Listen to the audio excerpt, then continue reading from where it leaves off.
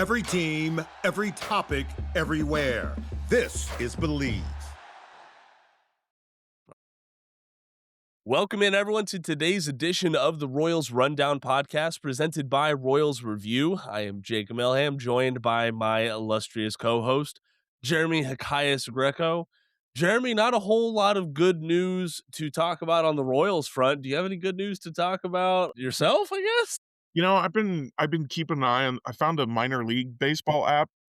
Same thing as a major league baseball app. I didn't realize it existed though. And now, you know how you get those score notifications when you have the MLB app? I Yeah, have it set up for all the Royals minor league affiliates, so I've been keeping a closer eye on what's going on with all of them. So there's some fun things happening in the minor leagues, so we got that at least. absolutely, absolutely. And if we got time later on in the episode, we'll brush on some of the names that have been standing out over the past week or so. But man, we're here. We just got done with the Los Angeles Dodgers series. We're going to talk about that. If you need to get through this painful stretch of Royals baseball, vent your frustrations, I suggest go and do so at the feed on royalsreview.com. You know, Jeremy talked about it a little bit on the last episode, and truth be told, I've said feed the feed. It did start out as a sarcastic thing because I was in the same boat as Jeremy. I was just like, I don't know. I've seen these sort of features before, and they just never really catch on, and they stay at the top of the page for a couple of years, and no one uses them. And it makes the overall page seem a little bit more dead because why should I invest if this thing I'm seeing is dead? But folks love the feed. They They really, do. really do. It turns out that I said last time I talked a little bit about how I worried that it wasn't going to mean anything because, well, partially I feel like a lot of people on social media are clout chasing. They want to become Mm, internet famous and make money being influencers. I think I saw somewhere that influencer has become like the most desirable job for kids. Nobody wants to be an astronaut, and for a while it was YouTuber, and now it's influencer. And you can't become an influencer by posting on the feed, because if you post on the Royals Review feed, that's on Royals Review. That's not a wide enough base. But it turns out there is a hunger, I guess, for the pun, a hunger for communicating with people on a topic that you enjoy, that that they also enjoy. And so we've always had the Royals rumblings where yeah. people could just kind of have conversations, and that was the other aspect of it that I was like, we already kind of have this thing. But it turns out the feed puts it on the homepage and is drawing more eyes than necessarily conversations in the rumblings do. And the rumblings also have a lot of off-topic conversations, which can be nice, but can also be overwhelming if you just want to talk about the Royals. You don't want to talk about all that other stuff. You don't want to see all that other stuff. Maybe some of that stresses you out, because I know politics have been a thing that have been talked about in the rumblings before. I don't I feel like we might have changed the rules around that. I don't know. Doesn't matter. The point is that the feed is highly visible on Royals Review, and it is a place to talk about Royals baseball, and people are using it to talk about Royals baseball with each other. And I know I poo-pooed the whole thing and was kind of anti it, but I appreciate, whenever there's an ability for community in the sense of people talking to each other, not in the sense of, hey, everybody be in my community and appreciate me. Though you can obviously do that too. I won't complain. I think that's good. I think that it has increased the sense of community on Royals Review where people can have these conversations, and I think that's cool. Absolutely. Absolutely. And especially when we're in an age where the 6 years ago, we were complaining about the faceless accounts, right? Like Mhm. the burner accounts and things like that. Now it's on Twitter, especially, it's those faceless accounts, which nothing wrong with those. You know, the Royals Rundown podcast account is technically a faceless account, but now we got purely AI profiles Mhm. just retweeting everything, responding to everything. It's just like those are the first things I see whenever I go and pull up like an MLB tweet. Just I don't know why I check the replies. Sometimes it's just because I clicked on it instead of scrolling past it. But I don't know. You don't get that at the feed. I feel like it's a lot of genuine conversation, and Yeah, and I it's a think lot of stream of thought stuff. there's a lot of smart discussions there too. And the other thing that the feed offers that the rumblings don't is if you want to post something in the feed, it's going to be there and visible for a period of time. Whereas if you post it to the rumblings, you're not going to see it the next day because you're not going to go back to that rumblings. So like there's definitely people like Suff76. I know there's at least a couple others that I always make sure to open up whatever they post on the feed and check out because they got really smart insights. They think about things differently from how we all think about it. And it's really good stuff. Yeah. Absolutely, absolutely. Sorry, that was a little bit longer than I was anticipating, folks. But that's just kind of where we're at with the Royal season, right? It Yeah. is You we're know, trying to find some sort of positives for us all to get through this. when you're in a blowout game, they stop talking about the game and start talking about random stories. So we're in a blowout season. It's we're not necessarily. It doesn't make sense to focus on necessarily the game by game results. Let's share some stories if we can find them. Absolutely, absolutely. And yeah, so right now the Royals are one of 4 teams in the league who have yet to eclipse 50 wins, and the Los Angeles Dodgers kept kicking that can down the road a little bit longer with a 3-game sweep of the Royals on the road. Here's the there was like a different heartbreak in each and every one, right? Like here's the frustrating thing about the whole series is there was not like a true blowout when you look at the runs scored and runs allowed. The run differential across the whole series was 4 runs, which that's like, hey, you would have told me that, I would have been happy. I would have In a expected the Royals to at least get 1 in there. in a They sweep, didn't. a 4-run difference is one more than the bare minimum. Yeah, exactly. But I don't know, between Lucas Erceg allowing the game-winning run, between Daniel Lynch not having a good outing, between another bullpen meltdown on Monday, like, it's just a lot all and overall in all of that, the Royals kinda struggling to have offensive spurts from their guys. Jack had a great performance, we'll talk about We that in a little Yeah. bit. But, like, outside of that, it was just disappointing, man. I shouldn't be surprised, but I'm still disappointed. Do you know what I mean? I guess I weeks ago at this point got to where I'm just watching for my favorite players to have a good game, and I don't care who wins or loses. If the Royals win, I mean, that's still better than if they lose, but I'm not really paying attention to that. I'm just like, "Hey, did my guy win?" And if they lose, can they lose in a funny way? Lucas Erceg blowing a game isn't funny anymore. That's I ju I'm still concerned for the guy. I want him to find success somehow, and I just feel like the Royals are not putting him in the best position to have success. It's not funny to me when Craig Kimbrell's pitching in a game when we could be looking at some of these young guys and seeing if they've got anything. Because I tell you what, if JJ Piccolo thinks he's building next year's bullpen by adding a bunch of 28-year-old pitchers and leaving them in Omaha for the rest of the year, Mhm. they don't have anything left to prove in Omaha. Either they're gonna do it at the big league level or they're not, and you might as well see if they're gonna do it at the big league level instead of Craig Kimbrell and Aaron Bummer. Like, just what are we doing? I don't get it. Yeah, I don't either. The results are gonna be what the results are. That's where we're at with the season. We have less than 40 games to go now as the Royals look to open up this series on the road against the Angels. They're like, now we need to be looking at the process. Now let's really look at this evaluation process. And I like a lot of the surface level stuff, the initial transactions told me that the Royals were in that mode. Mhm. And, here's the thing, like, I feel like Jose Cuas can, at least come into camp next year and be in the competition. I don't feel that way about Craig Kimbrell. Okay. And he did not look like he looked like a guy who it's been 6 years since his prime. I'm not sure, like, Jose Cuas, I agree, could come in next year and compete for a bullpen spot, but I don't feel like he's a guy we need a closer look at right now, or That's a true. guy that he's not a guy I want making the opening day bullpen.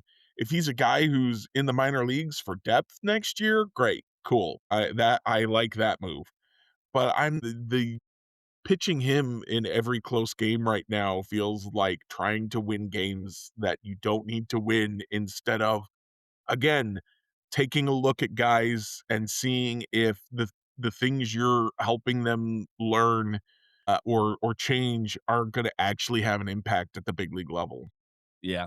Yeah. Did you see that video of him kind of pump faking Max Muncy? Did you see that? No, I missed that one. So let's see if I can figure out what inning it was. I cannot remember what inning it was. He was facing off against Dodgers lefty Max Muncy, and it was a pure pump fake. Like he drew his arm and lifted his leg out, and then brought it back in, and then started the motion all over again. And I ain't gonna lie, I'm a Royals fan. That looked illegal to me. I'll Yeah, I'll that send you the video. doesn't sound like something that should be legal. That sounds like a balk. Yeah. I'll post it up on the Royals Rundown podcast Twitter if y'all want to take a look at it. But like it does not I don't think it was legal at all. I don't know why they didn't call something.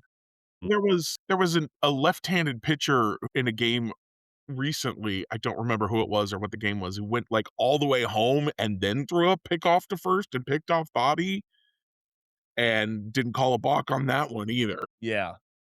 And like here's the difference that I just don't know if umpires are prepared for it, just like batters aren't. It's the arm motion aspect. Like I don't have a problem with Nestor Cortez kind of, rocking on his foot there and rocking back and forth. But like when he did the little fake toss over his glove to get the pitch and then he did the motion, that's where I'm just like I'm pretty sure that's not allowed. But I would love someone to comment on it because obviously the umpires let it go. I think after the fact though the rules say that you shouldn't be allowed to do something. Yeah. But I digress. Jose Cuas has been pretty good in his return to the Kansas City Royals, a 1.69 ERA and a 1.49 FIP across 10 and two-thirds innings pitched with 13 strikeouts and only 2 earned runs allowed.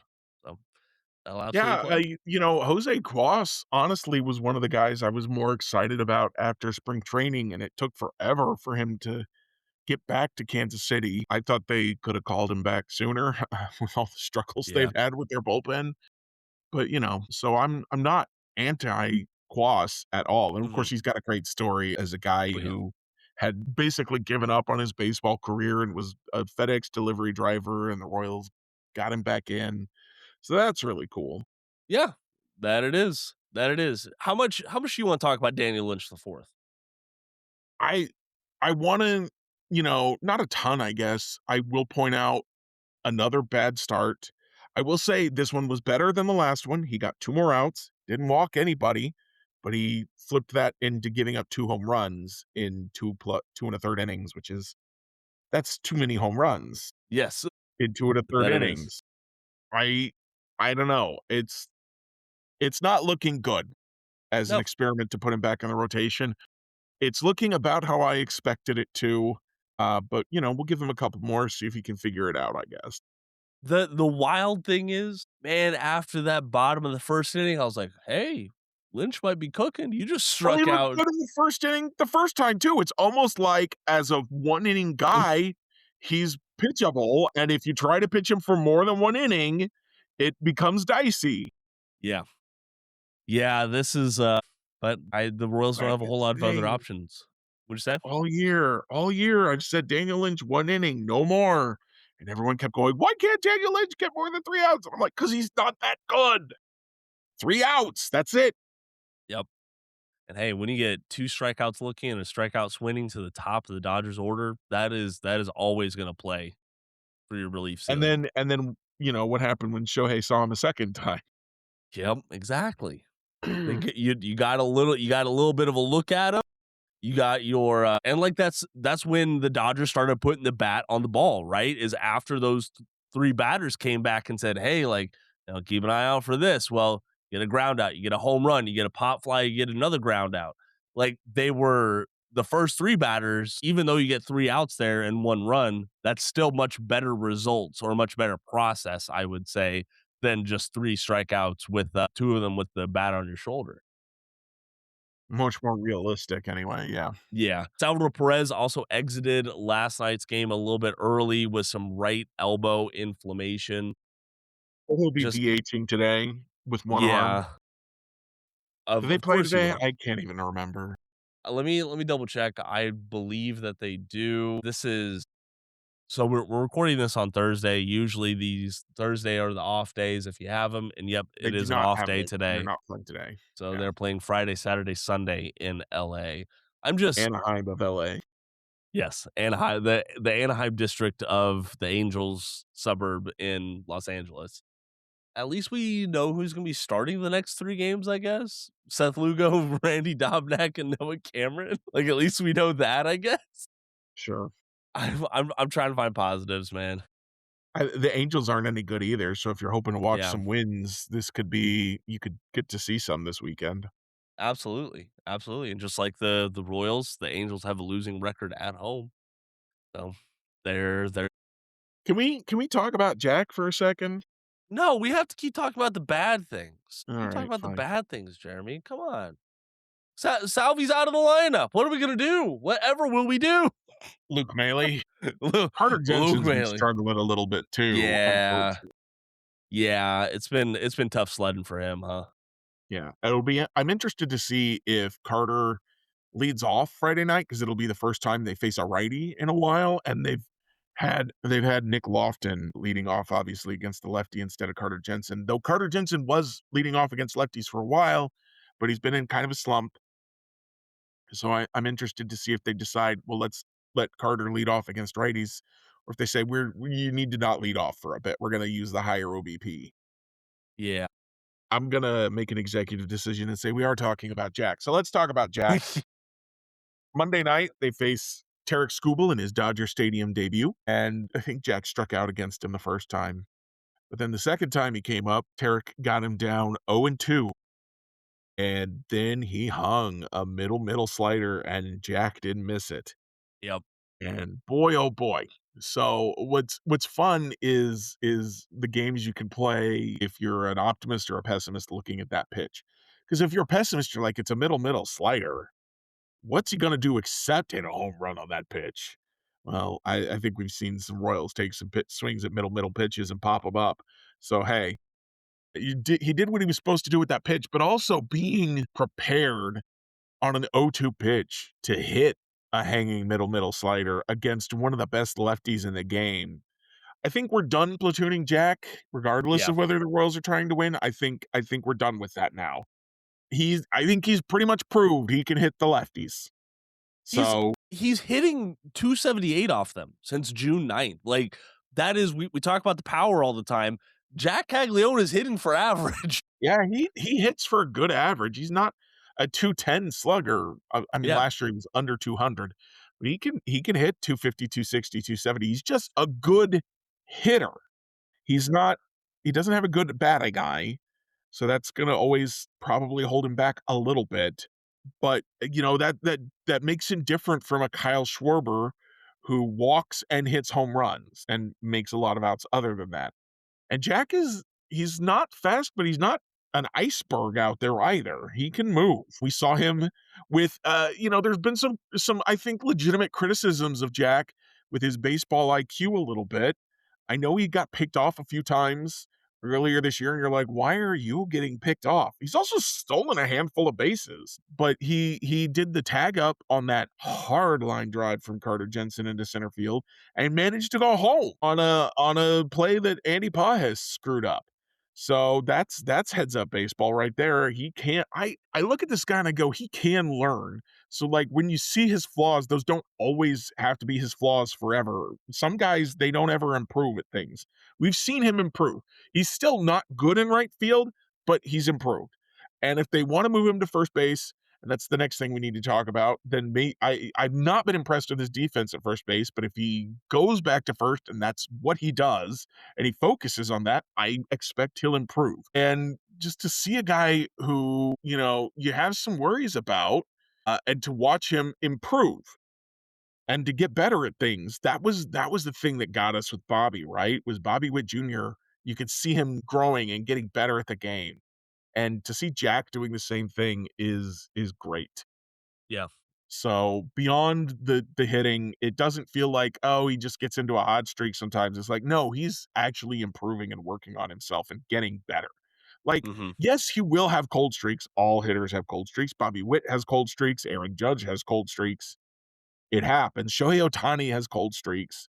But I think that as he continues to mature, Jack could legitimately have fewer cold streaks. And so I think that the conversations about extending Jack and trying to buy out a couple of his free agent years and lock in lower prices, as people have done with their young superstars all around the league this year, whether it's JJ Weatherholt or the there's so many of them, and I can't remember any There's of their yeah. names. It's Colt not it Emerson. Yeah, it's not nearly as rare as it once was, right? Like I remember, holy smokes, the Milwaukee Brewers are giving a contract to a guy who hasn't even debuted yet, or like the Chicago White Sox were doing The that White with Sox did that with, yeah, Eloy Jimenez, I believe it was. Eloy Jimenez was one. They also did it with Mercedes, right?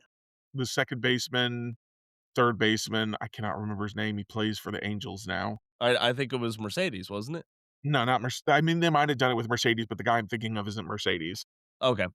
And anywho's, let's not stray too far from what you brought up, because as the Royals are losing, as folks are just not focused on the game by game stuff anymore, they are looking to 2027 and how all the pieces fit.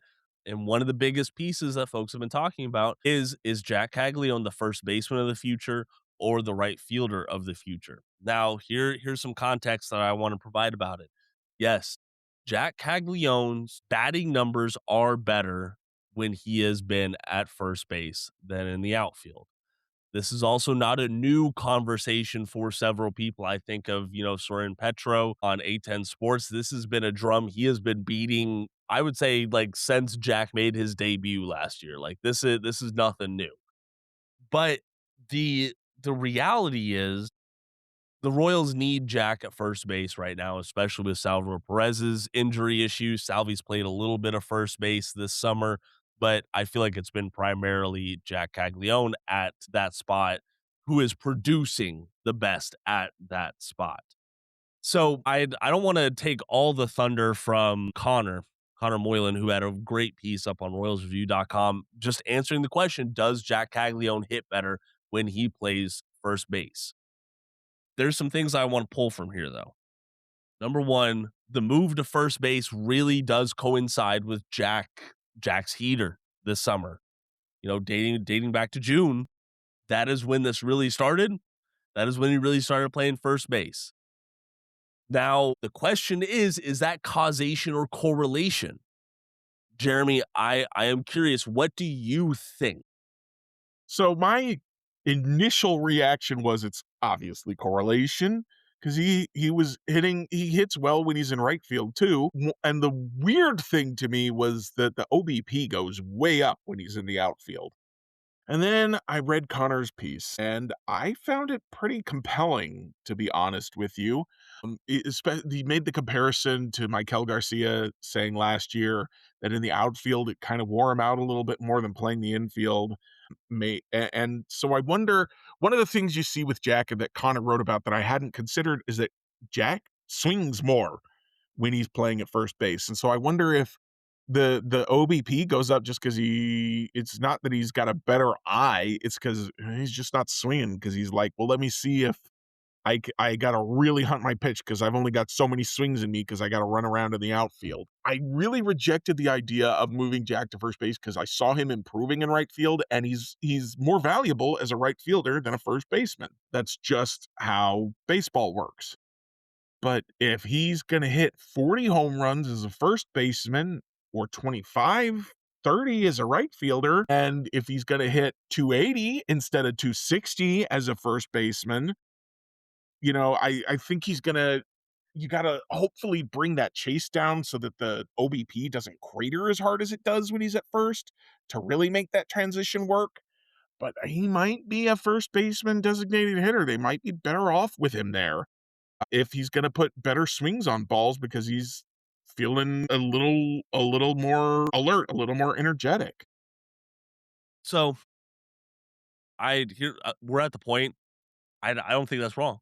I really don't. I think that we have seen enough results for there to be a soft conclusion that, hey, Jack feels more comfortable at first base. At least his process at the plate shows that he is more comfortable at first base, takes less of a toll on his body.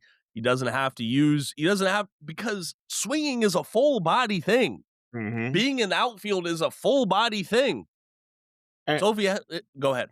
I was just gonna say, and the thing that I think I hadn't necessarily wrestled with is just how much concentration you have to be able to bring to the plate with you to read the pitch out of the hand as fast as you have to read it. Eric Hosmer did a thing with Joel Goldberg recently where he faced a traject machine in the Royals clubhouse to kind of show off like what a traject machine looks like, which cool. I didn't know what they looked like. So that's really cool to see what a traject machine looks like Yeah, and how it works. But that he kind of gave us, he used smart glasses to kind of give us a perspective of how fast that pitch comes in so fast, it Jacob. does. It Yeah. really does.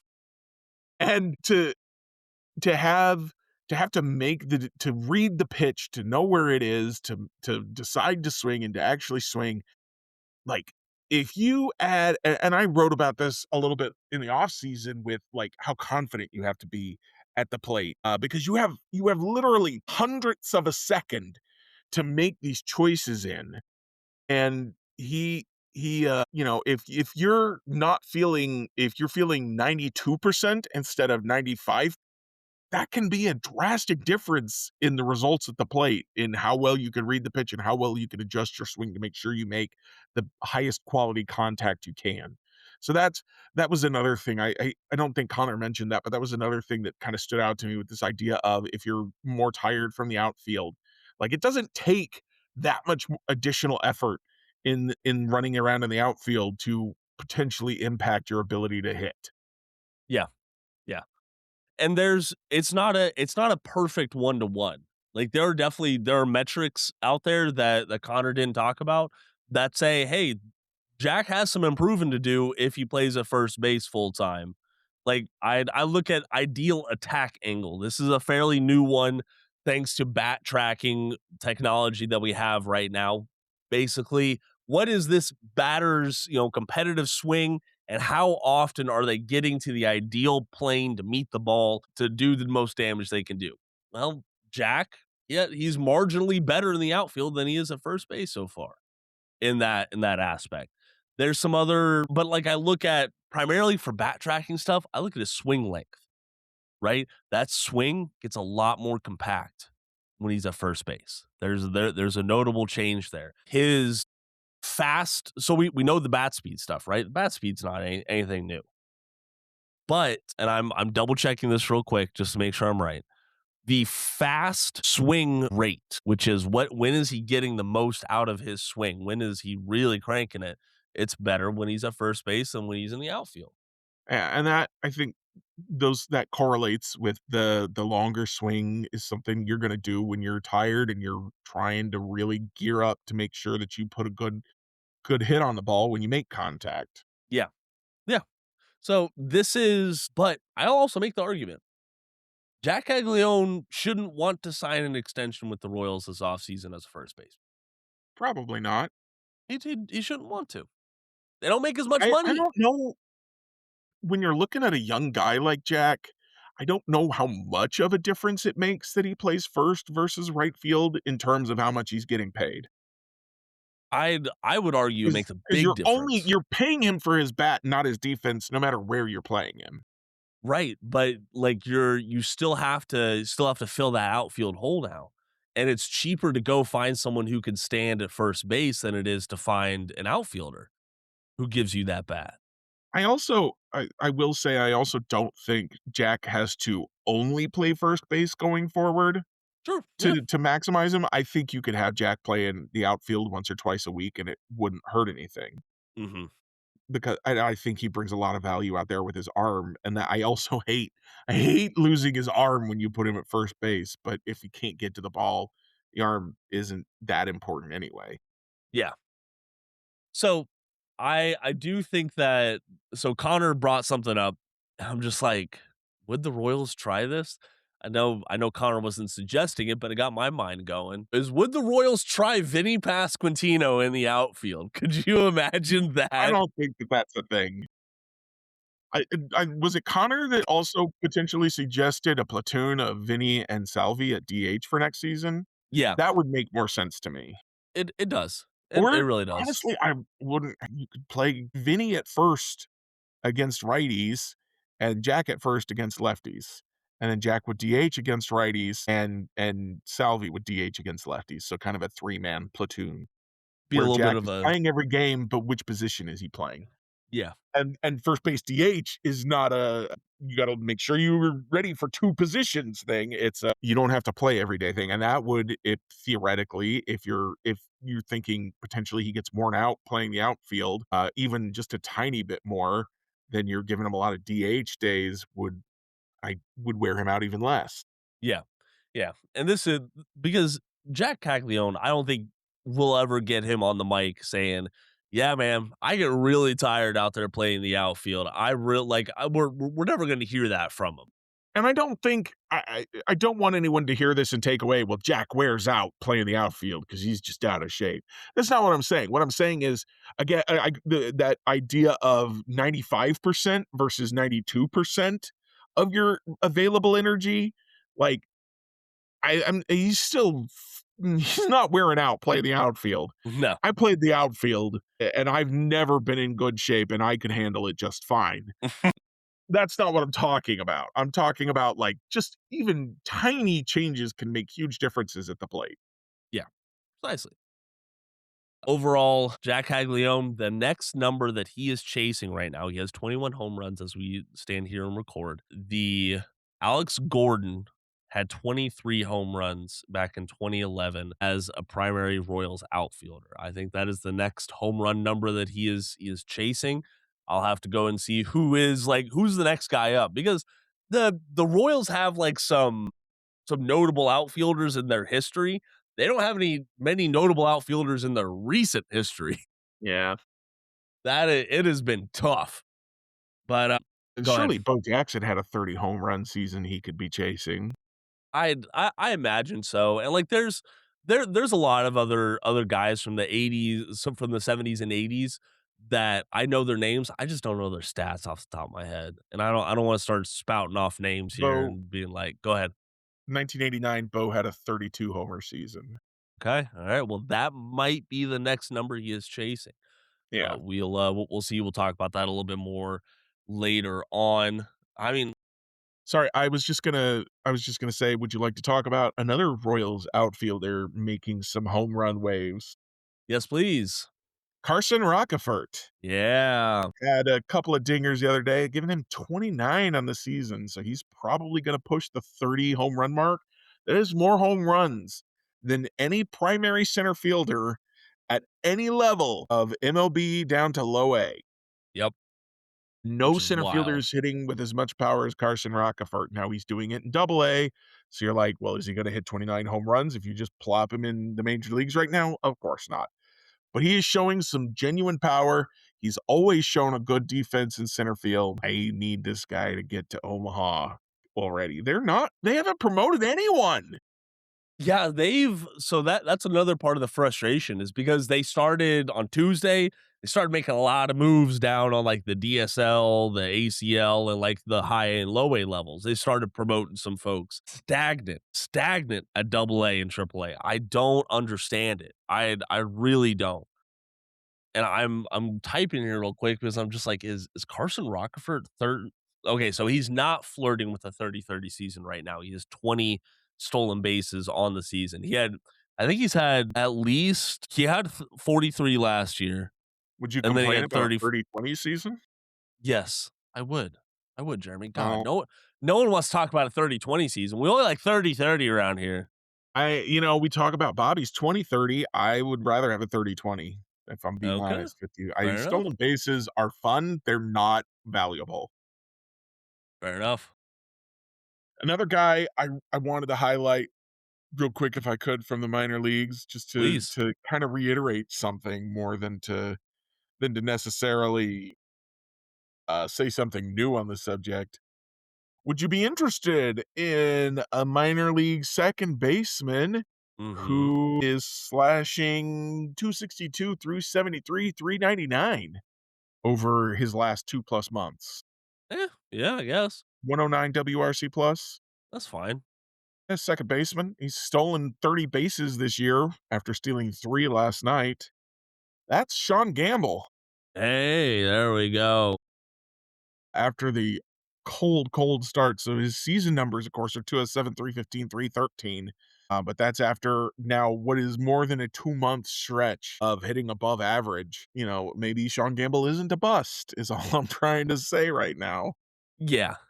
Yeah, and he is I don't know, he's just putting a good bat to the ball right now. And Like, and he's that's basically stealing at will. yeah, pretty much. Pretty much. He had a pretty important like late inning RBI last night for the Fireflies. Like he's doing a lot of little things well right now, especially in comparison to what he looked like in April and in May, Yeah. which is what matters the most. I, I listen. You list out those stats, man. I'm sorry. I'm distracted.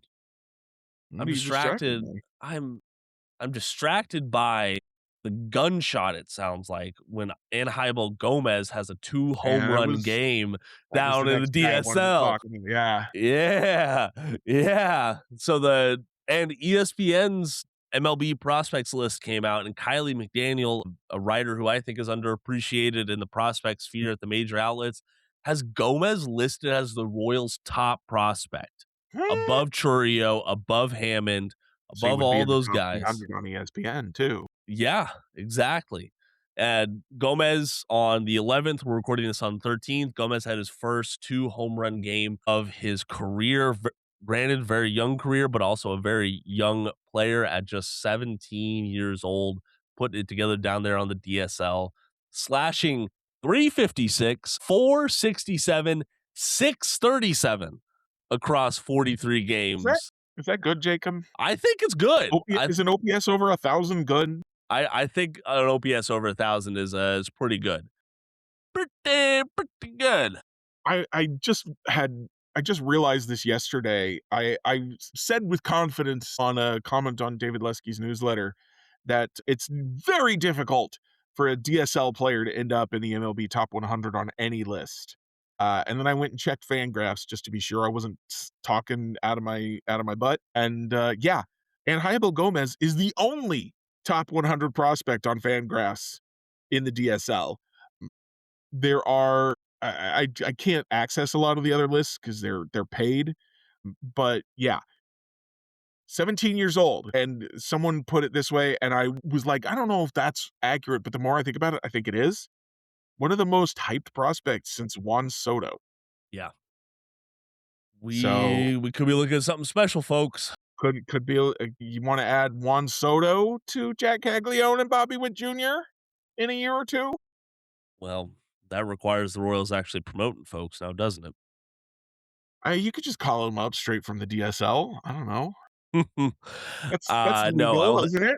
I'm pretty sure it's legal. Is that good stewardship of your prospects? I mean, if he's I Juan doubt it. Soto, He's not Juan Soto right now. He can be, what if he maybe. is? He's not. He's not Juan Soto right now. You I know gotta that. I gotta look up Juan Soto's minor league career now. Oh, by the way, it was Yohan Moncada who I was thinking Juan of. Mancada, that's who it was. Goodness. Didn't they have a hyped prospect with last name Mercedes? I must be thinking of I'm someone pretty sure else. they did, but I don't think he got anywhere. Gotcha. Let's I see. So I was talking about while you look that up, I was talking about that transaction filled Tuesday, and it was like a whole bunch of firsts for guys. Like Tyson Moran was a Canadian drafted last year who was down on the ACL. his first game there in Colombia, hit a home run, so good on him. Dalton Hill got dubbed a psycho closer during his time at Nicholls State. He got his first strikeout for the Fireflies as well, so good on him. Just overall, it always feels good to take that next step, whether that's going from the draft to your first affiliated assignment or after grinding away in the complex league, finally getting to low A. It's got to be a good feeling. Jeremy, what are those stats, man? What stats was I looking up? I forget. You, I was klutz. was this when I was looking up the Juan Soto stats, or did Yes. I? Okay, I lost so much track. I was like, I looked those up. Was that what I was supposed to be looking up? So Juan Soto, he played all of 8 games as high as AA before getting promoted to the big Woo, leagues. He did not play in he's never played in AAA. that's wild. Yeah. He was 19 when he got called up to the big leagues in 2018. As a 17-year-old in rookie ball, he had a 960 OPS for a 180 WRC plus. So you've got the 1104 OPS in the DSL for Angeibel Gomez. It is an offensive environment because that is only a 154 WRC plus. Yeah, So I would like to see him get stateside. I would love to see them pull a Churio with him and get him stateside this year. But yeah, it's hard to make a direct comparison between him and Soto, but the indirect comparison looks good. fair enough.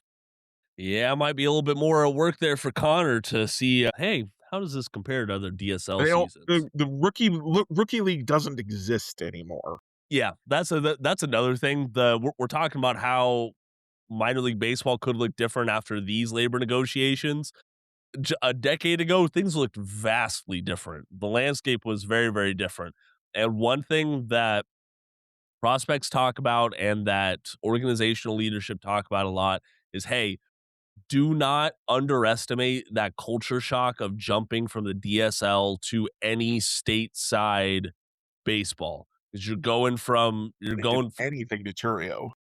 it didn't. And like that was one reason why his 2025 was so special.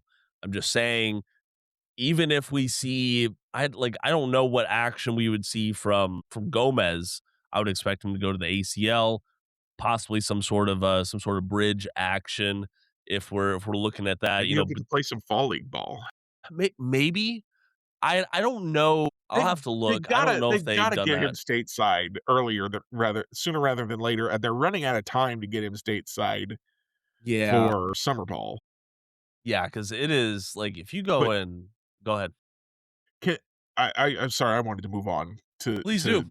the thought of what if the Royals open 2028 with Bobby Witt Jr. still on the roster? Jac Caglianone has come into his own, and Angeibel Gomez and Kendrick Churio are debuting.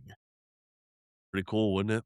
That'd be very special. What would we say about the Royals farm system if those guys came up and looked like the guys that they sure seem like they could look like? If they did that, like that would just change the entire perception of the Royals organization, especially when it's in the international sector, Yeah, right? Like that is if you think the draft is a crapshoot, shoot. yeah. International free agency is a whole nother beast. And if the Royals can because we're talking about these guys, we're not talking about the Twins. We're not talking about Wider Suarez. Like there's a bunch of other guys that the Royals have signed in the past few years who you can look at and see, yeah, this is a guy who could develop into helping an MLB team. And Yeah, it's very exciting. there are some the Royals farm system has moved up into kind of the middle of the pack over the last year or so from the bottom. So there are a lot of guys who are starting to look good, not just at they said a couple years ago, everyone was talking about the Royals farm system doesn't have any top end talent, but it has depth. And I never really bought into that because I'm like, well, if you're deep, you've got a bunch of utility guys. If that, because a lot of those guys won't even turn into that. But you look around and you're like, oh, we're not talking about Cerise down in high A who's tearing the cover off the ball. We've talked about Darlene Figueroa a little bit, but he's not the guy that we're excited about. He's just a guy that he's hitting pretty well. Maybe that'll work. We're not talking about Rony Cabrera that much. These are guys that would have led the talk a couple of Yeah, years ago in the Royals farm system, and they're kind of afterthoughts now. exactly. So it's a good problem to have. It's a good problem to have for the farm system. Jeremy, anything else on the Royals front that you want to touch on? Jeez. Noah Cameron had to start against the Dodgers. It was not as gorgeous as the 3 starts before it, but he battled through it. So now comes, all right, you had the really hot stretch, and then you had to battle through it. Is that the beginning of another slump, or is that a small road bump as you continue to be dominant calling your own pitches?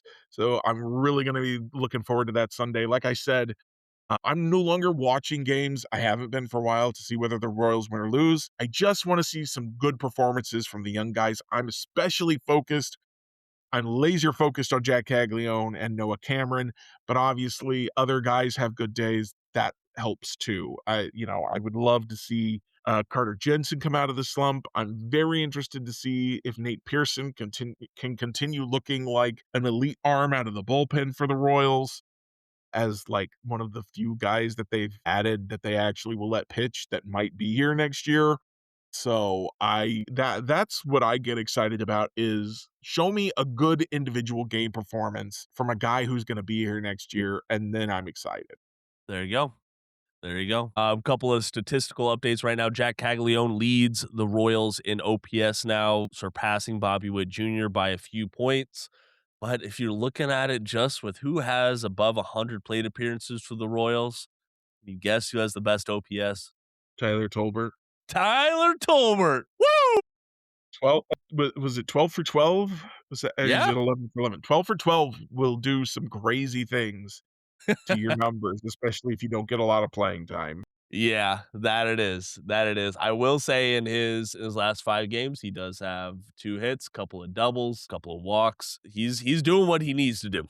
Legitimately starting to think he might be more than a pinch runner. He might be a genuine utility bench player who can come in and play once or twice a week and not embarrass you, not be a black hole in your lineup. That's just fine. Every Yeah. competitive team has at least one of You those gotta guys. you gotta have those guys, especially if your Nick Loftons are gonna have to. You gotta have those guys so that when your Michael Garcias get hurt. Oh, we should mention Oh, yeah, Michael yeah, yeah. Garcia is starting a rehab assignment this week. Vinny Pasquantino has started a rehab assignment this week.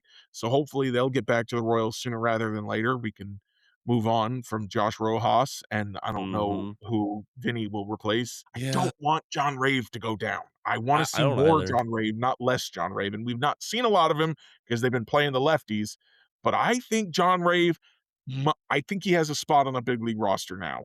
I Do think as a fourth outfielder to hit against righties, I think he's a guy you want to have.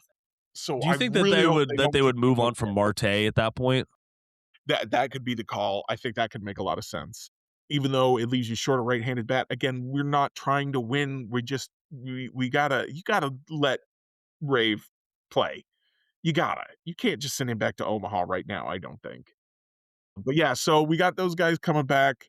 Just looking for some high. I don't even care what Luga or Waka do anymore. It doesn't matter to me. We had talked about at one point maybe discussing should the Royals shut them down, and my answer is you can't, because you need someone to pitch the innings. Yeah. But their results do not matter to me. They are who they are. They're gonna be in the rotation next year. What they look like now has no bearing on what they look like next year to me. Like, if they suck now, that doesn't mean they'll suck next year. If they're good now, it doesn't mean they'll be good next year. So they're just filling in the innings, and I don't care. There you go. That's fine by me. Michael Garcia is currently at Double-A Northwest Arkansas. He has not played a game yet for the Naturals. However, Vinny did play last night on August 12th. Did get a hit, grounded into a double play, struck out once. A very pedestrian return to action for the Royals' first baseman. The big thing is we just need to see them be healthy and, get back to the big leagues without any setbacks. Apparently, I was reading Vinny was actually suffering soreness and fatigue even before the Royals activated him, Yeah. which begs the question, why did you activate him? Mm-hmm. Which I can think of 2 possible answers, Jacob. Let me know if you could think of any more. One possible answer is we have no idea what we're doing. We just wanted Vinny back. I don't really buy that one necessarily. And the other answer is we wanted Vinny to come back and be healthy so we could potentially trade him at the deadline. I don't think I buy that one either, which is why I'm Yeah. like, do you have another option? Because I and David Lesky has said this, and I fully believe that this is true, that a Vinny Pasquantino trade, were one to be made, makes more sense in the offseason. He's not a guy you add to your roster for a playoff push. He's a guy you add to your roster while you're in the offseason building phase. Yeah. Yeah. I like that. All right, let's go and get on to reviews. We came in here not with a whole bunch to talk about, but we found a whole bunch to talk about, Jeremy. The That's usually minor how it leagues are goes. exciting, Jacob. They are, man. They really I are. try I told you I try not to be excited till they get to double A. I'm having to break the rule just because there are a lot of exciting guys in high A and in A ball especially, but then a couple guys, like you said, in even the DSL. I think the Arizona Complex League has ended for the year, so nothing happening there anymore, but Okay, shoot. All right. yeah, so there's stuff to be excited about, and I'm trying not to let any of them break my heart, but we'll see what happens. All right. All right. So I got a quick review for us today. And yes, I was sorry. I know I'm changing things real quick. Yes, the 2026 ACL season is over. However, there's always like action down there on the complex that I don't know how to keep track of the different bridge Yeah, leagues. well, yeah, it's not official, so they call it Zion Rose played a couple games there before they put him in high A. They called it the Bridge League Yeah. when they referred to it. So We'll see what happens there. My review is over. So I had to replace my JBL earbuds. I had JBL earbuds for a few years, and then mine just those things wear and tear. I would toss them in my pocket while I was working on the ship, and they get banged around and things like that. They worked pretty good until they just didn't work anymore. I ended up taking a step down just for a sale. They had so I got the JBL Tunes. These are the JBL Vibes. They're $25, so pretty good for a name brand earbud, I would say. I kind of like these more. They're more comfortable. They still offer all of the same features that I liked, like the active noise canceling and the feature where you could just talk through it and still hear. So I like these so far so good. Battery life is pretty strong as well. Like I said, you can't beat them for $25. I know folks who will hop on the TikTok shop and try to get something like this for the same price. Just, I would say, stick with these. Jeremy, over to you. last time I promised you a review of Pluribus. Yes. So I wasn't really sure what I was getting into with the show. I knew the marketing said, Carol is the last human who's not just crazy happy all the time, and I didn't know what that meant. And so I don't the interesting thing is I think this is a show that's more about the journey than I think I could tell you all of the things and it would still be enjoyable to watch because it's just about how does the thing I'm describing happen, you know? So but I'm not going to because I really loved that show, Jacob. I loved it a lot. I was not sure I was gonna like it going into it. It did not feel like my kind of vibe, but it ended up being my kind of vibe in a very good way. It is one of those shows that I don't know how much replay value it'll have because a lot of the value is in the mystery of Mm, why are all those people so happy and what should be done about it and what does it mean? Um, and once you find all of those answers, I don't know how much it's gonna matter. I will say that I feel like I'm more likely to rewatch this show than a lot of other shows that are based so heavily in a mystery like that because the journey, like I was saying, is so interesting. There is a lot of really fantastic technical work and acting work going on here. It is a show that does not rely on quippy dialogue at all times, where they'll tell a visual story and let it just kind of sink in. It really brings an emotional weight to everything that is missing from a lot of modern media. A willingness to let the work stand without having to dumb everything down and describe it all so that you can enjoy it as a second screen experience. I enjoyed it immensely. Rhea Seahorn, the lead, Carol, is fantastic. She's an awful human being at times, but she's so good at it, and she brings so much charisma to it.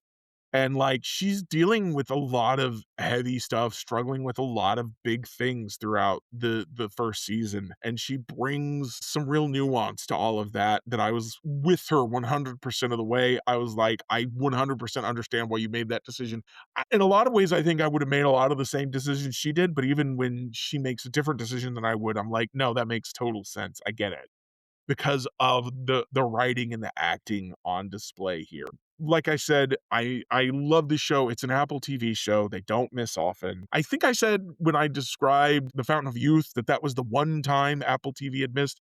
I forgot Ghosted was also on there, Oh, yeah. and that one is genuinely bad, and Yeah. I It's a would bad movie. recommend you not watch Ghosted. So that it's missed twice, but otherwise really, really good stuff happening. I'm back to watching the Shrinking Oh, yeah, season yeah. 3 right now. I watched the season premiere of that last night, so I'm excited to watch that some more.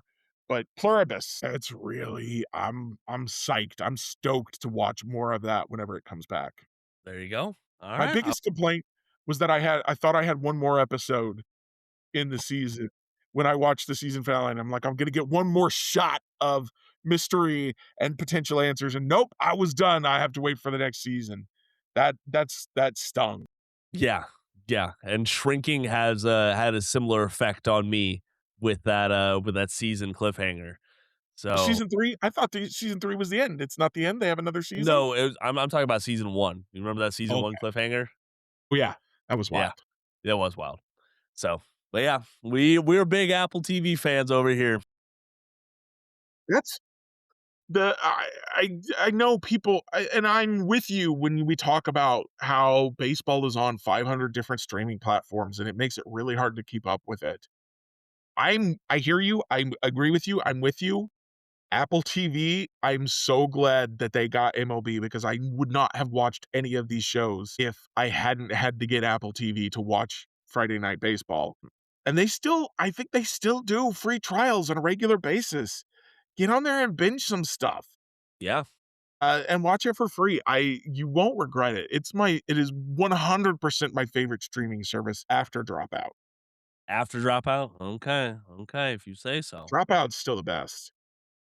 It really is, It's though. so good, Jacob, It and is. it doesn't have traditional TV, but it's so good. I can Yes. rewatch Dropout stuff over and over and over again. There you go. There you go. All right, folks. Well, we're going to go ahead and get on out of here and get on with our Thursday. Thank you so much for sticking around and listening to us for a little bit.